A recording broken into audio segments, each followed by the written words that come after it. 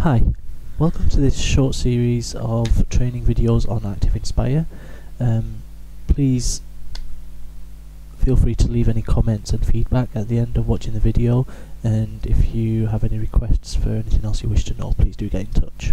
Okay, so this short video will just show you how to use the connector tool, which is this tool in the toolbar on the right.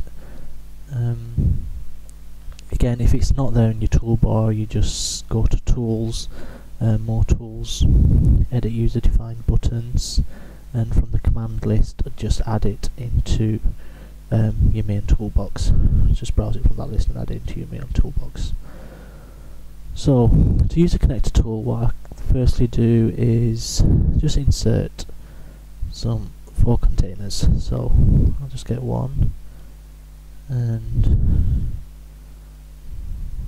just copy it 4 times so we have 4 containers, and very simply the connector tool, if you choose that, will connect all the containers together. So just hover over one container with the connector tool until you see the outline highlighted, and once it's highlighted just click on it and drag it to the next container until the outline of that container highlights. Very simple. You carry on doing this for each container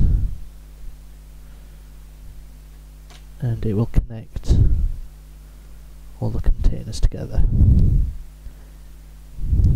and that's very simply the connector tool. So now if you move the containers, all the connections will move as well. You won't have to do all the connections again. So obviously this saves time, and it's great for creating flowcharts or entity relationship diagrams, etc. So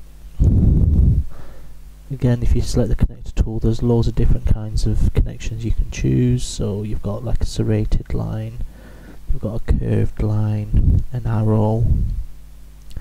So if I select the curved line and do it from one to the other, and now if I move that object, oops, it'll move the curved line with it. So lots of different lines available.